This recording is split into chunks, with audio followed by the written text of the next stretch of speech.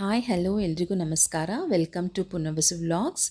ಇವತ್ತು ನಾನು ನಿಮಗೆ ಡ್ರೈ ಪಾನನ್ನು ಹೇಗೆ ಈಸಿಯಾಗಿ ಮನೆಯಲ್ಲೇ ಇರೋ ಪದಾರ್ಥಗಳನ್ನು ಬಳಸ್ಕೊಂಡು ಟೇಸ್ಟಿಯಾಗಿ ಮಾಡೋದು ಅಂತ ತೋರಿಸ್ಕೊಡ್ತೀನಿ. ಸಾಮಾನ್ಯವಾಗಿ ಮನೆಗಳಲ್ಲಿ ಯಾವುದೇ ಆದರೂ ಹಬ್ಬ ಪೂಜೆಗಳಲ್ಲಿ ಹೆಚ್ಚು ವೀಳ್ಯದೆಲೆ ಮತ್ತು ಅಡಿಕೆ ಉಳಿದಿರುತ್ತೆ. ಅಂತಹ ಸಮಯದಲ್ಲಿ ಅದನ್ನು ವೇಸ್ಟ್ ಮಾಡದೆ ಈ ರೀತಿಯಾಗಿ ಡ್ರೈ ಪಾನ್ ಮಾಡಿಟ್ಕೊಂಡ್ರೆ ಆಲ್ಮೋಸ್ಟ್ ಒಂದು 2 ತಿಂಗಳವರೆಗೂ ಸ್ಟೋರ್ ಮಾಡಿಟ್ಕೊಂಡು ಅದನ್ನು ಬಳಸ್ಬೋದು. ನಾನಿಲ್ಲಿ ಸುಮಾರು ಒಂದು 15 ವೀಳ್ಯದೆಲೆನ ತೆಗೆದು ತೊಳೆದು ಚೆನ್ನಾಗಿ ಒರೆಸಿ ಚಿಕ್ಕದಾಗಿ ಕಟ್ ಮಾಡಿಟ್ಕೊಂಡಿದ್ದೀನಿ. ಇದನ್ನು ಊಟದ ನಂತರ ಒಂದು ಅರ್ಧ ಸ್ಪೂನ್ ತಿನ್ನೋದ್ರಿಂದ ಜೀರ್ಣಕ್ರಿಯೆಗೆ ತುಂಬಾ ಒಳ್ಳೆಯದು. ಈಗ ಸ್ಟವ್ ಆನ್ ಮಾಡಿ ಒಂದು ಪ್ಯಾನ್ ಇಟ್ಟು ಅದು ಬಿಸಿ ಆದಮೇಲೆ ಅರ್ಧ ಸ್ಪೂನ್ ತುಪ್ಪ ಹಾಕಿದ್ದೀನಿ. ಅದಕ್ಕೆ 2 ಸ್ಪೂನ್ನಷ್ಟು ಅಡಿಕೆ ಕುಟ್ಟಿ ಅದಕ್ಕೆ ಸ್ವಲ್ಪ ಕಡಲೆಕಾಳು ಗಾತ್ರದಷ್ಟು ಜಾಕಾಯಿ ಕೂಡ ಅದಕ್ಕೆ ನಾನು ಸೇರಿಸ್ಕೊಂಡಿದ್ದೀನಿ. ಎರಡನ್ನೂ ಸೇರಿ ಬಿಸಿ ಮಾಡ್ತಿದ್ದೀನಿ. ನೆನಪಿರಲಿ, ಯಾವುದೇ ಕಾರಣಕ್ಕೂ ಫ್ಲೇಮ್ ಜಾಸ್ತಿ ಇರಬಾರ್ದು. ಮೀಡಿಯಮ್ ಅಥವಾ ಲೋ ಫ್ಲೇಮಲ್ಲೇ 2ರಿಂದ 3 ನಿಮಿಷದಷ್ಟು ಚೆನ್ನಾಗಿ ಬಿಸಿ ಮಾಡಿ. ಅಡಿಕೆ ಚೆನ್ನಾಗಿ ಬಿಸಿ ಆಗಿದೆ. ಇದಕ್ಕೆ 2 ಸ್ಪೂನ್ನಷ್ಟು ಸೋಂಪು ಹಾಕ್ತಿದ್ದೀನಿ. ಸೋಂಪು ಕೂಡ ಅಡಿಕೆ ಜೊತೆ ಚೆನ್ನಾಗಿ ಬೆರೆತು ಚೆನ್ನಾಗಿ ಬಿಸಿ ಆಗಬೇಕು. ಈಗ ಇವೆರಡು ಚೆನ್ನಾಗಿ ಬಿಸಿ ಆಗಿದೆ. ಈಗ ಇದಕ್ಕೆ ನಾನು 4 ಏಲಕ್ಕಿ, 4 ಲವಂಗ, 1/4 ಚಮಚದಷ್ಟು ಓಂಕಾಳನ್ನು ಸೇರಿಸ್ತಿದ್ದೀನಿ. ಇಲ್ಲಿ ಬಳಸಿರೋ ಏಲಕ್ಕಿ, ಸೋಂಪು, ಲವಂಗ, ಓಂಕಾಳು ಇವೆಲ್ಲನೂ ಜೀರ್ಣಕ್ರಿಯೆಗೆ ತುಂಬಾ ಒಳ್ಳೆಯದು. ನೀವೆಲ್ಲಾದರೂ ಹೊರಗಡೆ ಹೋಗಿ ಊಟ ಮಾಡಿ ಹೊಟ್ಟೆ ಉಬ್ಬರ ಅನಿಸ್ತಿದ್ರೆ ಅಥವಾ ತುಂಬ ಹೆವಿ ಫೀಲ್ ಆಗ್ತಿದ್ರೆ ಇದನ್ನು ಒಂದು ಅರ್ಧ ಸ್ಪೂನ್ನಷ್ಟು ತೊಗೊಂಡಾಗ ತುಂಬಾ ಹಗುರ ಫೀಲ್ ಆಗುತ್ತೆ ನಿಮಗೆ. ಇದು ಚೆನ್ನಾಗಿ ಫ್ರೈ ಆಗಿದೆ. ಇದನ್ನು ಬೇರೆ ಪ್ಲೇಟ್ಗೆ ಶಿಫ್ಟ್ ಮಾಡೋಣ. ಶಿಫ್ಟ್ ಮಾಡಿ ಇದು ಸ್ವಲ್ಪ ತಣ್ಣಗೆ ಆಗೋದಕ್ಕೆ ಬಿಡ್ತೀನಿ.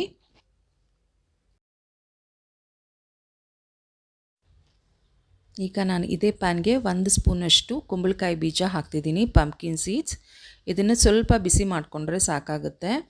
ನಾವಿಲ್ಲಿ ಏನು ಬಳಸಿದ್ದೀನಿ ಸಾಮಾನು ಇದೆಲ್ಲ ಕೇವಲ ನಾನು ಮನೇಲಿ ಏನು ಬಳಸ್ತೀನಿ ಅದನ್ನು ಯೂಸ್ ಮಾಡಿದ್ದೀನಿ. ನೀವು ಬೇಕಾದರೆ ಕೊನೆ ಮಿಕ್ಸ್ಗೆ ಟ್ಯೂಟಿ ಫ್ರೂಟಿ ಹಾಕ್ಕೊಳ್ಬೋದು, ಜೀರಿಗೆ ಪೆಪ್ಪರ್ಮೆಂಟ್ ಅಂತ ಸಿಗುತ್ತೆ ಅದು ಹಾಕ್ಕೊಳ್ಬೋದು. ಇವೆಲ್ಲ ಬಳಸೋದ್ರಿಂದ ಇದರ ರುಚಿ ಇನ್ನೂ ಜಾಸ್ತಿ ಆಗುತ್ತೆ. ಮತ್ತು ಪ್ಯಾನ್ ಬಿಸಿ ಇಟ್ಟು ಇದಕ್ಕೆ ನಾನು 4 ಹಸಿ ಖರ್ಜೂರನ ಚಿಕ್ಕದಾಗಿ ಪೀಸ್ ಮಾಡ್ಕೊಂಡಿದ್ದೀನಿ, ಕಟ್ ಮಾಡಿದ್ದೀನಿ. ಇದನ್ನು ಸೇರಿಸಿ ಮತ್ತೆ 1-2 ನಿಮಿಷಗಳ ಕಾಲ ಚೆನ್ನಾಗಿ ಫ್ರೈ ಮಾಡ್ತಿದ್ದೀನಿ. ಚೆನ್ನಾಗಿ ಫ್ರೈ ಆಗ್ತಿದೆ ಇದು. ಈ ಸಮಯದಲ್ಲಿ ನಾವು ಇದಕ್ಕೆ ದ್ರಾಕ್ಷಿ ಸೇರಿಸ್ಕೊಳ್ಳೋಣ. ಕಪ್ಪು ದ್ರಾಕ್ಷಿ ಇರುತ್ತಲ್ವ, ಆ ದ್ರಾಕ್ಷಿಯನ್ನು ಚಿಕ್ಕದಾಗಿ ಪೀಸ್ ಮಾಡಿದ್ದೀನಿ. ಇದು ಸುಮಾರು ಒಂದು 2 ಸ್ಪೂನ್ ಅಷ್ಟಿದೆ. ಈ ದ್ರಾಕ್ಷಿ ಕೂಡ ಇದಕ್ಕೆ ಸೇರಿಸ್ಕೊಂಡು ಎರಡನ್ನೂ ಸೇರಿ ಚೆನ್ನಾಗಿ ಬಿಸಿ ಮಾಡ್ಕೊಳ್ತಿದ್ದೀನಿ. ಎರಡೂ ಚೆನ್ನಾಗಿ ಬೆರೆತು ಬಿಸಿ ಆಗ್ತಿದೆ. ಈ ಸಮಯದಲ್ಲಿ ನಾನು ಇದಕ್ಕೆ 4 ಸ್ಪೂನಷ್ಟು ತುರಿದಿರುವಂತಹ ಒಣಕೊಬ್ಬರಿನ ಸೇರಿಸ್ತೀನಿ. ಇದನ್ನೇನು ಹೆಚ್ಚಿಗೆ ಫ್ರೈ ಮಾಡೋದೇನು ಬೇಡ, ಕೇವಲ ಪ್ಯಾನ್ ಬಿಸಿಗೆ ಇದು ಬೆಚ್ಚಗಾದರೆ ಸಾಕಾಗುತ್ತೆ.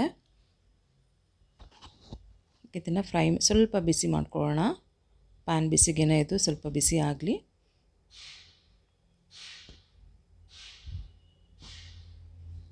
ಸಾಕು, ಇದು ಬಿಸಿ ಆಗಿದೆ.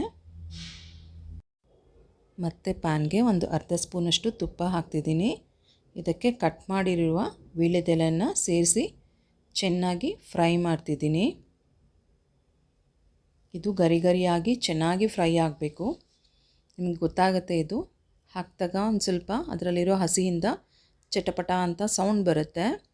ಚೆನ್ನಾಗಿ ಅಲ್ಲಿವರೆಗೂ ಇದನ್ನು ಚೆನ್ನಾಗಿ ಫ್ರೈ ಮಾಡೋಣ. ಗರಿಯಾಗಿ ಇದು ಫ್ರೈ ಆಗಬೇಕು. ಆಗಲೇ ಪಾನ್ ತುಂಬ ದಿನ ಇರೋದು. ಇದು ಫ್ರೈ ಆಗಿ ಕಂಪ್ಲೀಟಾಗಿ ತಣ್ಣಗಾಗಿದೆ. ಇದನ್ನು ಮಿಕ್ಸಿ ಮಾಡಿದ ವೀಳ್ಯದೆಲೆ ಹಾಗೂ ಅಡಿಕೆ ಸೋಂಪು ಮಿಕ್ಸ್ ಎಲ್ಲ ಸೇರಿಸಿ ತರ್ತರಿಯಾಗಿ ಪುಡಿ ಮಾಡಿಟ್ಕೊಂಡಿದ್ದೀನಿ. ಇದಕ್ಕೆ ನಾನು ಪಂಪ್ಕಿನ್ ಸೀಡ್ಸ್, ಒಣಕೊಬ್ಬರಿ, ದ್ರಾಕ್ಷಿ ಮತ್ತು ಖರ್ಜೂರ ಅರ್ಧದಷ್ಟು ಮಾತ್ರ ಸೇರಿಸ್ಕೊಳ್ತೀನಿ. ಇನ್ನರ್ಧ ಹಾಗೆ ಇಟ್ಟಿರ್ತೀನಿ. ಇದನ್ನು ಆಮೇಲೆ ಸೇರಿಸ್ತೀನಿ. ಈಗ ಇದಕ್ಕೆ 2 ಸ್ಪೂನಷ್ಟು ಕಲ್ಸಕ್ಕರೆ, ಇದನ್ನು ಚೆನ್ನಾಗಿ ಕುಟ್ಟಿ ಪುಡಿ ಮಾಡಿದ್ದೀನಿ. ಸ್ವಲ್ಪ ಕಲ್ಸಕ್ಕರೆನ ಇದಕ್ಕೆ ಸೇರಿಸ್ತಿದ್ದೀನಿ ನಾನು. ಇದರಿಂದ ಇದಕ್ಕೆ ಸ್ವಲ್ಪ ಸಿಹಿ ಅಂಶ ಇರುತ್ತೆ. ಪಾನ್ ತಿನ್ಬೇಕಾದ್ರೆ ತುಂಬ ರುಚಿ ಕೊಡುತ್ತೆ ಅದು. ಈಗ ನಾನು ಇದಕ್ಕೆ ಒಂದು 1/4 ಸ್ಪೂನಷ್ಟು ಸುಣ್ಣನ ಸೇರಿಸ್ತಿದ್ದೀನಿ. ಈಗ ಮಿಕ್ಸಿಗೆ ಇದು ಒಂದೆರಡು ರೌಂಡಷ್ಟು ಮಿಕ್ಸಿ ಮಾಡ್ಕೊಳ್ಬೇಕಷ್ಟೇ, ತುಂಬ ಏನು ನುಣ್ಣಗೆ ಪುಡಿ ಆಗೋದು ಬೇಡ. ಈಗ ಇದು ಪುಡಿ ಆಗಿದೆ. ಎಲ್ಲದನ್ನು ಒಂದು ಬೌಲ್ಗೆ ಟ್ರಾನ್ಸ್ಫರ್ ಮಾಡ್ಕೊಳ್ಳೋಣ. ಇದು ತಣ್ಣಗಾಗೋಕ್ಕೆ ಬಿಡೋಣ. ಒಂದು 15 ನಿಮಿಷ ಕಾಲ ಬಿಟ್ಟಾಗ ಇದು ಕಂಪ್ಲೀಟಾಗಿ ತಣ್ಣಗಾಗುತ್ತೆ. ಇದಕ್ಕೆ ನಾನು ತುರಿದಿರುವ ಒಣಕೊಬ್ಬರಿ, ದ್ರಾಕ್ಷಿ ಹಾಗೂ ಖರ್ಜೂರದ ಮಿಕ್ಸನ್ನು ಮತ್ತೆ ಸೇರಿಸ್ತಿದ್ದೀನಿ. ಆದರೂ ನೀವು ತುಂಬ ದಿನ ಇಡಬೇಕು ಅಂದರೆ ಫ್ರಿಜ್ಜಲ್ಲಿ ಇಟ್ಕೊಳ್ಳಿ, ಇಲ್ಲ ಅಂತಂದರೆ ಹಾಗೇ ಹೊರಗಡೆನೇ ಇಟ್ಟರೆ 2-3 ವಾರ ಕಾಲ ಏನೂ ಆಗೋದಿಲ್ಲ, ಚೆನ್ನಾಗಿರುತ್ತೆ. ಇದು ರೆಸಿಪಿನ ಟ್ರೈ ಮಾಡಿ ಹೇಗಿತ್ತು ಅಂತ ಕಮೆಂಟ್ ಮಾಡಿ ತಿಳಿಸಿ. ವಿಡಿಯೋ ನಿಮಗೆ ಇಷ್ಟ ಆಗಿದೆ ಪ್ಲೀಸ್ ಒಂದು ಲೈಕ್ ಕೊಡೋದನ್ನು ಮರಿಬೇಡಿ. ನಿಮ್ಮ ಫ್ಯಾಮಿಲಿ ಫ್ರೆಂಡ್ಸಿಗೆ ಕೂಡ ಶೇರ್ ಮಾಡಿ. ನನ್ನ ಚಾನಲ್ನ ಸಬ್ಸ್ಕ್ರೈಬ್ ಮಾಡಿ. ನಿಮ್ಮ ಪ್ರೋತ್ಸಾಹ ನನಗೆ ತುಂಬಾ ಮುಖ್ಯ. Thanks for watching my video. ಮತ್ತೆ ಇನ್ನೊಂದು ವಿಡಿಯೋದಲ್ಲಿ ಸಿಗೋಣ. ಎಲ್ರಿಗೂ ಧನ್ಯವಾದಗಳು. Thank you.